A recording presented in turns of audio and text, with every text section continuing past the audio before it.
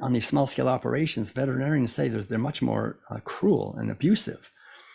So there's no way to do animal agriculture without killing the animals. You're going to kill them sooner or later, and ending their lives and stealing from them, stealing their purposes, stealing their babies. These are animals, beings like us that have a purpose, and they've for millions of years, they celebrated their lives freely in nature. When you confine them and steal their sovereignty, that's violence. Even if you have a few chickens in the backyard and they're all females, and people can't see it, they can't see the violence. And one of the things I realized is the only reason we can't see the violence when we enslave animals is because we're slaves ourselves.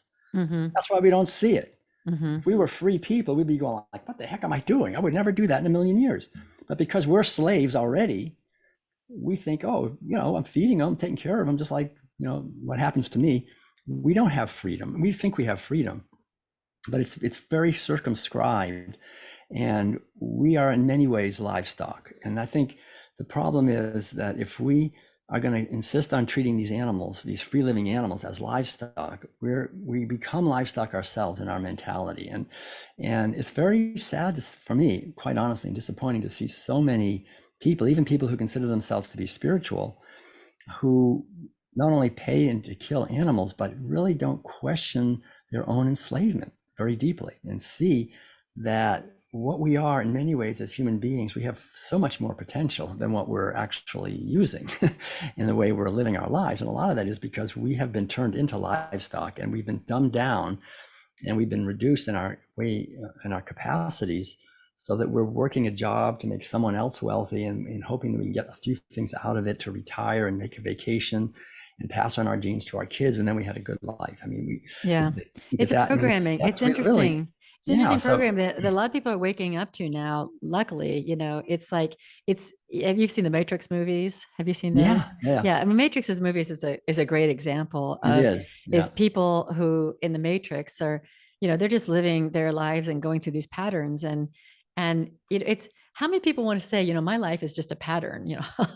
I do the same thing and I do this. And I mean, I lived this for a long time. So I'm not excluded for this. I'm much more awake now, but I lived this for a long time where it's like, okay, I get my degree and get my job and I have my life. It's not like I'm just doing something I hate. It wasn't like that. I had friends, we had a boat and went sailing. Life seemed kind of fun.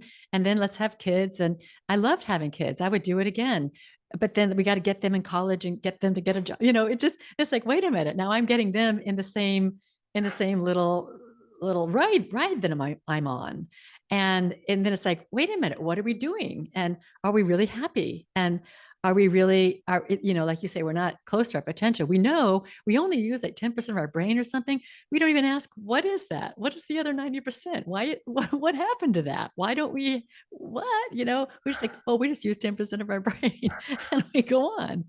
And 10%, I think, not just of our brain, but of our spiritual power and capacity and creativity. I mean, there's so much, but it's understandable. I'm not interested in criticizing anyone. It's just to understand really that we've been wounded by animal agriculture and the mentality required of animal agriculture, which is materialism, reducing animals to matter. We buy and sell them by the pound. I mean, that is, so if we were half awake to life, I don't think we could even hardly tolerate to be in a society that sells billions of animals by the pound every single day.